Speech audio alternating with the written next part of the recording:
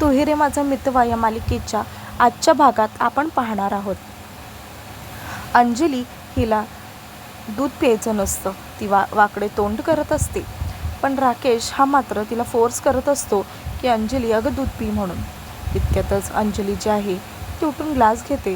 तेव्हा ग्लास तो जो आहे तो घसरून खाली पडतो. तेव्हा राकेश हा तिला विचारतो की काय गं अंजली, काय झालं, असा कसा काय हा जो ग्लास जो आहे तो खाली पडला. तेव्हा अंजली म्हणते की अहो काय माहिती, घसरला बहुतेक, असं म्हणून ती त्याला टाळते. तेव्हा तो म्हणतो की ठीक आहे जाऊ दे, मी तुझ्यासाठी दुसरं ग्लास घेऊन येतो दुधाचा. तेव्हा अंजली म्हणते की अहो नको ना, मला खरंच त्या दुधाचा वास जो आहे तो सहन होत नाही आहे. मला खरंच त्याच्यामुळे मळमळल्यासारखं होतं आहे. प्रेग्नेन्सीमध्ये होतं ना, कसला पण वास हा आला की मळमळल्यासारखं, मला सेम तसंच होतं आहे. म्हणूनच दूधही नको मला आज प्लीज, असं म्हणून राकेश जो आहे तो ठीक आहे बोलतो आणि खोलीच्या बाहेर उभा राहतो आणि एकटाच बोलतो की शी बाबा, आजचा प्लॅन जो आहे तो फ्लॉप झाला, असं म्हणून तो आता दरवाजाच्या मागे आलेला असतो. तो आता विचार करतो की काहीतरी आता नवीन प्लॅन हा काढलाच पाहिजे म्हणून. त्यासोबतच दुसरीकडे इकडे जेव्हा ईश्वरी आणि नम्रता पाणी भरलेले असतात नळाजवळ, तर नळाजवळ एवढी भांडणं बायकांची चालू असतात. कोणतीही बाई हे एकमेकांचं ऐकत नसते. ती सतत आणि सतत एकमेकांची चुगली आणि भांडणं करत असते. ईश्वरी आणि नम्रता ट्राय करतात पण ते त्यांच्यामध्ये घुसू शकत नाहीत, कारण की त्या दोघांनाही फारशी सवय राहिलेली नव्हती आणि त्यासोबतच त्यांना जागासुद्धा भेटत नव्हती. त्यांना असं विचार आला की बापरे, कशी आणि कोण जाऊन इथे पाणी भरणार म्हणून. लगेचच इकडे जी नम्रता आहे ती म्हणते की बाई, त्या मुलीची इयरिंग्स आणि बाकी सगळं बघ ना किती वेगळं आहे सगळ्यांपेक्षा. तेव्हा ती बोलते हो. अचानकच त्यांच्या समोर असलेल्या दोन मुली ज्या आहेत त्या एका मुलाबद्दल कौतुक करायला लागतात. तो मुलगा दुसरा तिसरा कोणीही नसून अर्णव असतो. खरं तर अर्णव हा त्यांच्या दोघींच्याही मागे उभा आहे हे त्या दोघींना माहिती नसतं. पण इकडे बाजूला असलेल्या दोन मुली ह्या सतत अर्णवकडे बघून त्याचं कौतुक करत असतात. बापरे, किती गुड लुकिंग आहे हा, किती हँडसम आहे, किती छान आहे, रिच पण दिसतो आहे, अशा सगळ्या गोष्टी ह्या त्या बोलत असतात. आणि त्यासोबतच आता ईश्वरीला डाऊट येतो की बापरे, आमच्या चाळीमध्ये हा सलमान खान कोण आला बरे, असं ती म्हणत असते. इतक्यातच जेव्हा ईश्वरी आणि त्यासोबतच नम्रता या दोघीही जेव्हा मागे वळून बघतात तेव्हा पाहतात की हा दुसरा तिसरा कोणीही नसून अर्णव हा स्वतः आहे. अर्णव हा आता बाहेर पाणी भरायला आलाय, जे की त्यांना अजिबातच पटत नाही. त्याच्या हातात दोन बादल्या असतात, जे की ईश्वरी पाहून शॉक होऊन जाते. इथे त्या मुली ज्या आहेत त्या अर्णवला बघून खूपच जास्त एक्सायटेड आणि फ्लोट करत असतात, जे की ईश्वरीला आवडत नाही. ईश्वरीला खूप जास्त जेलस फील होतं. इथे अर्णव जो आहे तो स्वतःमध्येच बिझी असतो. खरं तर आता त्याला आता पुढे यायचं असतं पाणीच्या बाटल्या या भरण्यासाठी. पण इकडे ज्या मुली आहेत त्या खरं तर अर्णवला खूपच जास्त फ्लर्ट करत असतात, कारण अर्णव हा तितकाच भारी दिसत असतो. इथे जी ईश्वरी आहे ती आता चिडते. तिला असं होतं की ताई, ह्या मुली माझ्या नवऱ्याबद्दल कशा काय बोलू शकतात, असं म्हणून इकडे ईश्वरी जी आहे ती आता चिडते. तिला राग येतो, तिला कसं तरी होऊ लागतं आणि त्यासोबतच ती हे असे कसे काय इथे आले असं म्हणून ती बोलत असते. लगेचच इथे अर्णव जो आहे तो आता ताबडतोब त्या दोघींच्या बाजूनी जातो, कारण की त्यांनी दोन बादल्या या घरातून पाणी भरण्यासाठी ऑलरेडी आणलेले असतात.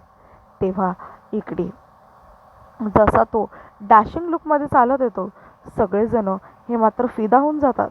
त्याला सगळ्यांना असं वाटतं की बापरे, इथे कोण आलं आहे एवढं भारी, जे की एवढं स्मार्ट दिसतंय आणि त्यासोबतच गुड लुकिंग दिसतंय.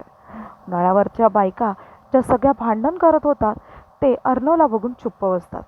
अर्णव जो आहे तो तिथं जाऊन त्यांना समजवतो की अहो, तुम्ही भांडताय कशाला, सगळ्यांनी मिळून पाणी घेऊया, म्हणजे सगळ्यांना थोडं थोडं पाणी जे आहे ते भेटेल म्हणून.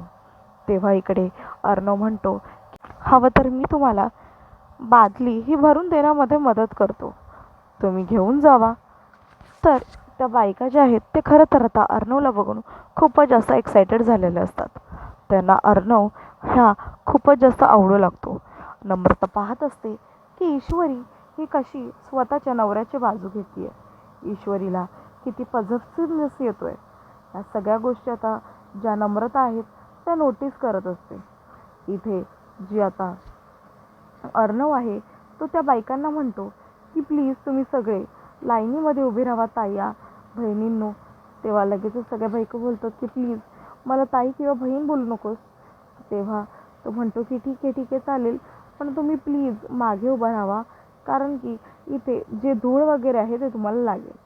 तेव्हा इकडे आता ईश्वरी जी आहे ती आता प्रचंड चिडलेली असते, कारण अर्णवनी ही इतकी काळजी कधी तिची घेतलेली नाही आहे. आणि आज इकडे एक एक बायकांच्या ज्या बादल्या आहेत त्या त्यांना भरून भरून देतात आणि त्यासोबतच त्यांच्या हातात पण देतात. हे मात्र नाइंसाफी आहे. हे मात्र मला अजिबातच पटलेलं नाही आहे, असं ईश्वरी बोलत असते. इथे जशी जशी एक एक मुलगी वाढते किंवा एक एक मुलगी ही स्वतःचा नंबर करायला येते, तेव्हा ती म्हणते की बापरे तुम्ही खूप जास्त हँडसम आहात, मला तुम्ही खूप जास्त आवडलात, असं म्हणून ती त्याला बोलत असते. आणि त्यासोबतच इकडे आता जी ईश्वरी आहे तिला खूपच जास्त विचित्र वाटू लागतं की हे सगळ्याजणी ह्यांच्यासोबत कसं काय बोलू शकतात. सगळे विसरलेत का की हे माझे हजबंड आहेत आणि मी त्यांची बायको आहे. आणि तेव्हा हे ऐकून ईश्वरी ही जी आहे तिलाच कळत नाही की ती काय बोलते म्हणून. इथे आता नम्रता आणि ईश्वरीने ठरवलेलं असतं की जाऊ दे आपण जाऊया, आपण बघूया म्हणून. तेव्हा इकडे अर्णव हा एकाच बायकांना पाणी देत असतो. त्याच्यावरून ईश्वरी हे आधी त्याला ताना मारते. घरी असताना तर स्वतःला एक ग्लास पाणी हा सुद्धा घेता येत नाही आणि ते एक एक हंटा एक एक बादली तुम्ही पाणी घेऊन जाताय, तुम्हाला काहीच नाही वाटत का हो, असं म्हणून इकडे जो आता अर्णव हा ईश्वरीच्या छोट्याशा बोलण्याच्या बॉक्सवरती बोलतो.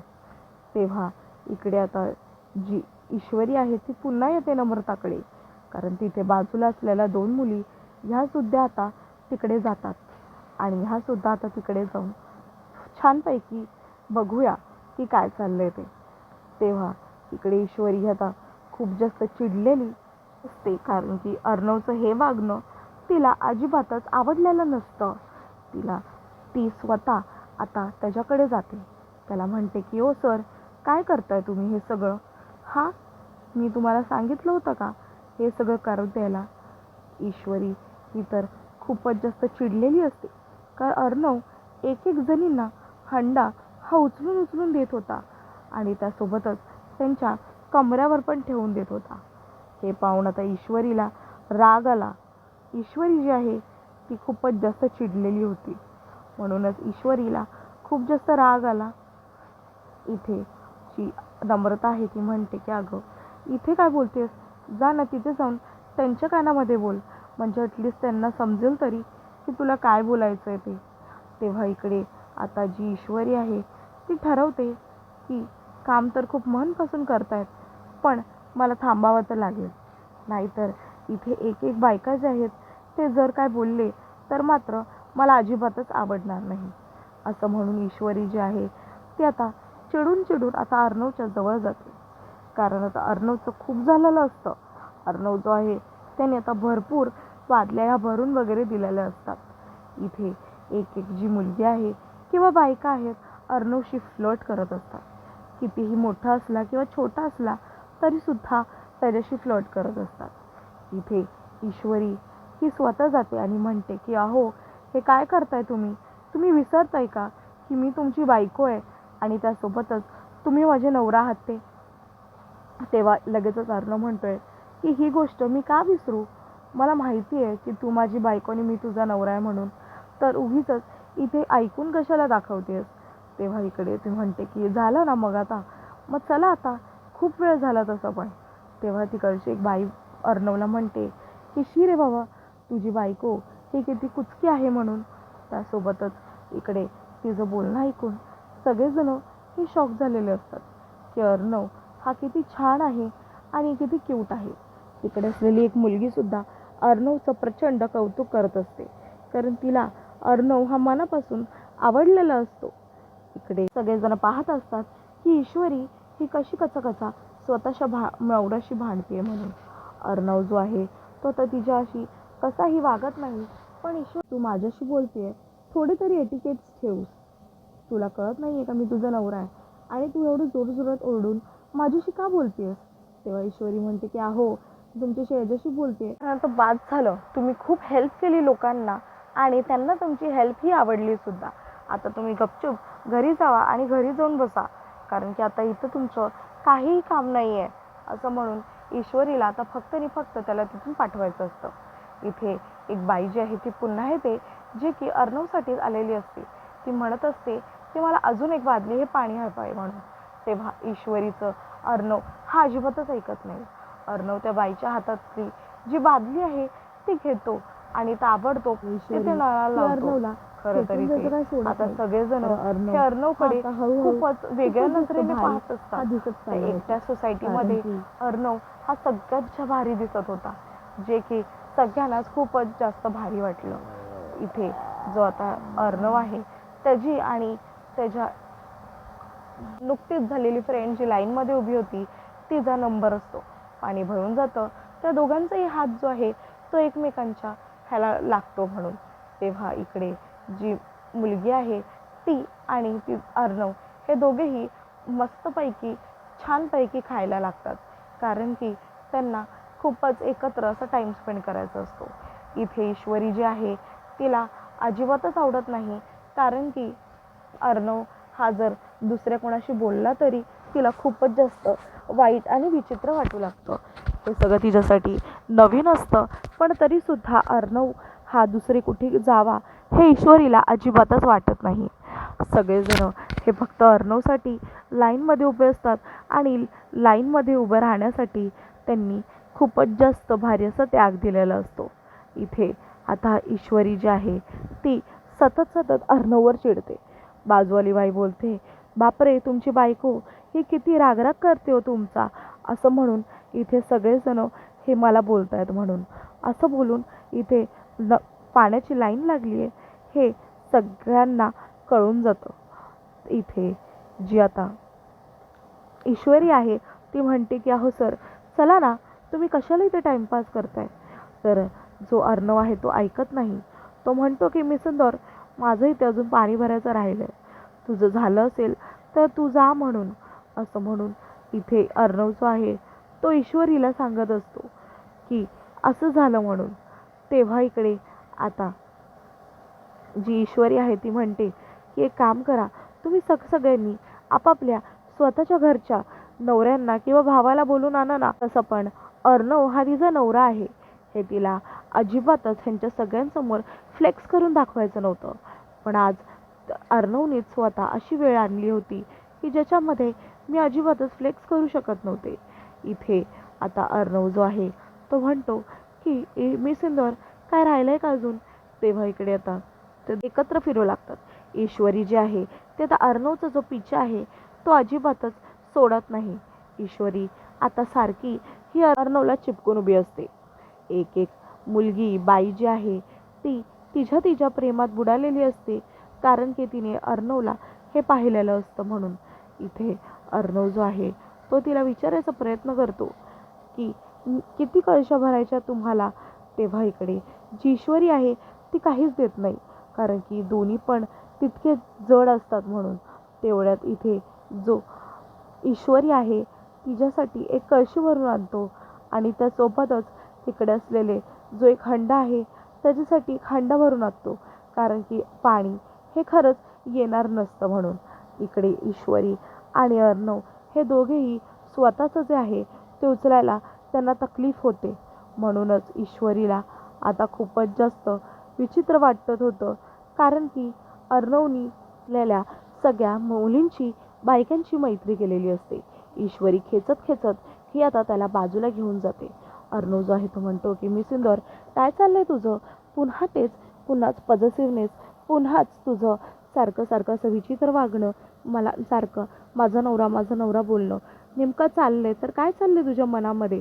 तेव्हा ईश्वरी जी आहे ती म्हणते की अहो तुम्हाला कसं कळत नाही आहे सर, माझे जे भाव आहेत, माझे जी इच्छा आहे, मला जे बोलायचं आहे तुमच्याशी हे खूपच जास्त महत्त्वाचं आणि खूपच इम्पॉर्टंट आहे ते. तेव्हा लगेचच इकडे जी ईश्वरी आहे ती कान खोलून आता त्याला बोलत असते की तुम्हाला हे कसं कळत नाही आहे, माझं आतमधलं जे सेटिंग आहे ते बिघडलेलं आहे म्हणून. पण इथे आता कळतच नाही की अर्णव जो आहे तो ईश्वरीशी बोलत असतो की त्याच्या फोनवरती बोलत असतो. कारण त्यांनी त्याच्या दोन्ही कानामध्ये ब्लूटूथ घातलेलं असतं, जे की कदाचित ईश्वरीला दिसत नाही. इथे ईश्वरी जी आहे ती तिच्या मनातले भाव हे बोलून दाखवते की माझं आतलं सेटिंग हललं आहे, मला कळत नाही की मी काय करू आणि काय नाही ते. माझ्या सगळ्या गोष्टी या होऊन पण नाही झाल्यासारखं वाटतंय. माझं नाव हे मला आधी अर्धवट वाटायचं, पण आता संपूर्ण वाटतंय. मला खूपच जास्त आपुलकी वाटते. मला आपलं नातं हे असंच राहायला हवं आहे. आणि त्यासोबतच मला खरंच खूप भारी वाटतंय की तुम्ही माझ्यावरती जेव्हापाड प्रेम करता ते. असं म्हणून इकडे काही गोष्टी ज्या आहेत ती बोलून टाकते. त्यानंतरच आता अचानकच इथे ईश्वरी जी आहे ती अर्णवला म्हणते की तुम्हाला समजतंय का की मी तुम्हाला कोणत्या ह्याच्यामध्ये आणि कोणत्या भावनात सांगते आहे. माझं खरंच तुमच्यावरती ती बोलता बोलता थांबत असते, कारण की तिला बोलायला प्रचंड त्रास होत असतो. इथे ईश्वरी जी आहे ती आता खूप जास्त टेन्शनमध्ये येते. तिला असं वाटतं की बापरे, मी तुम्हाला कसं सांगू आता मला काय होतंय आणि काय नाही होते ते. मला खूपच जास्त विचित्र वाटतंय, जे की हे प्रत्येक कोणाला वाटत नाही. असं म्हणून ईश्वरी ही सांगत असते. Arnav okay fine, positiveness, that's what, हे सगळ्या गोष्टी वापरत असतो. पण त्याला फोनवरती बोलतोय की इकडे बोलतोय ही गोष्ट त्याला कळत नाही. इथे ईश्वरी जी आहे तिला कळत नसतं की कदाचित अर्णव हा जो आहे ते फोनवरच बोलतोय म्हणून. तेव्हा ईश्वरी ही तिच्या मनात असलेल्या सगळ्या गोष्टी या अर्णवसमोर व्यक्त करून टाकते. कारण की कधी ना कधी तिला सगळ्या गोष्टी ह्या सांगायच्या होत्या. म्हणूनच तिला असं वाटतं की ही गोष्ट जी आहे ती मी आताच सांगून टाकते, म्हणजे मला टाईम हा लागणार नाही त्यांना हे पुन्हा सांगण्यासाठी. म्हणूनच ईश्वरी आणि त्यासोबतच अर्णव जो आहे तो आता तिला म्हणतो की पटापटा बोल म्हणून. तेव्हा ईश्वरी ही पटकन आता येते आणि त्याला म्हणते की अहो अर्णव सर, तुम्हाला मला हे सांगायचं आहे की माझं तुमच्यावरती मनापासून प्रेम आहे. असं म्हणून ती त्याला माझं प्रेम जे आहे ते कन्फेस करते. तेव्हा इकडे आता जी अर्णव आहे तो पण आता खूपच जास्त कन्फ्युजनमध्ये जातो. तो तर कदाचित हे जे ती बोलतीये हे फार फार नीट काय ऐकत नाही.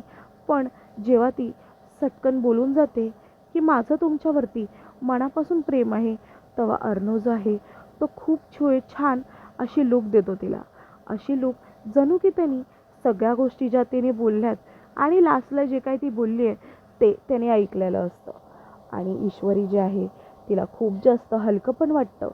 तिला असं वाटतं की बरं झालं मी हे बोलून टाकलं, नाहीतर ही गोष्ट माझ्या मनातच राहिली असती तर मला खूप जास्त त्रास झालेला असता.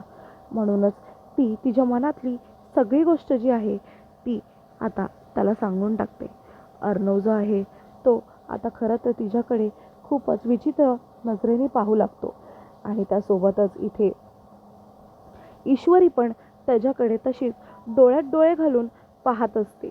इथे ते दोघंही एकमेकांकडे टिंब नजरेने पाहत असतात, कारण की त्या दोघांनाही आता कळत नाही की ते दोघं हे कुठल्या सिच्युएशनमधून जात आहेत म्हणून.